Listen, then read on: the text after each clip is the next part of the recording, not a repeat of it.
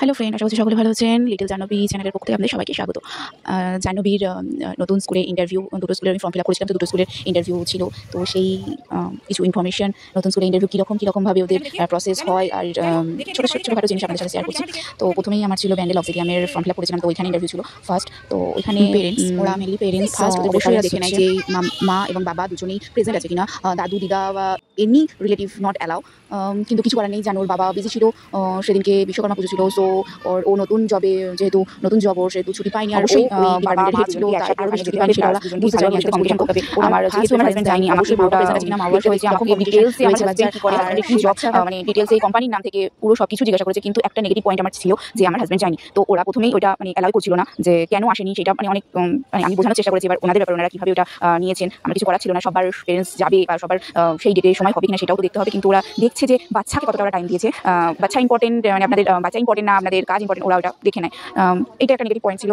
আর আমার নেক্সট যেটা স্কুল ছিল টিস্যু বিদ্যাপীঠ, আমাদের লোকাল ত্রিবেণীতেই এটা রয়েছে, ত্রিবেণী কুন্তিঘাটের এখানে। তো এই দুটো স্কুলে আমি ফর্ম ফিল আপ করেছিলাম। টিস্যুর স্কুলের সবাই টিচার ফ্যাকাল্টি, মানে এমনকি প্রিন্সিপাল খুব ভালো, খুব ভালো। ওরা কমিউনিকেশন করে আমাদের সাথে, আর টাইমও দেয় বাচ্চাকে। আমার সামনে আমার জানুর পরীক্ষা নিয়েছে, কীভাবে ইন্টারভিউ নিয়েছে সব কিছু, মানে অক্সিলিয়ামে কি আপনার বাচ্চার সামনে আপনার ইন্টারভিউটা কীভাবে নিচ্ছে সেটা দেখাবেন, বাচ্চাকে আলাদা ঘরে নিয়েছে। আর এখানে পুরোপুরি আমাদের সামনে জিজ্ঞাসা করা হয়েছিল জানুকে colour, tallest animal, shortest animal, এরকম মানে কমন কয়েকটা জিনিস বা ছবি দেখিয়ে জিজ্ঞাসা করবে যেটা কি এনিম্যাল, কি কালার, এইগুলোই কমন জিনিস, যেগুলো জানু সবকটা পেয়েছে। এটা আমার খুব একটা ভালো লেগেছিল।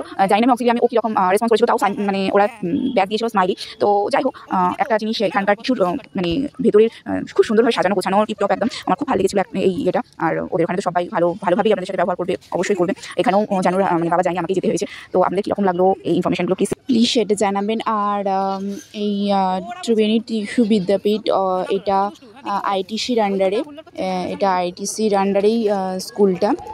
আর তার জন্য এদের ইনফ্রাস্ট্রাকচারটা খুব ভালো।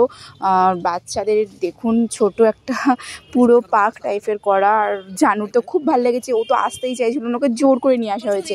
তো দেখা যাক এখন কোথা থেকে কি রেসপন্স আসে, সেটা তো পুরোটাই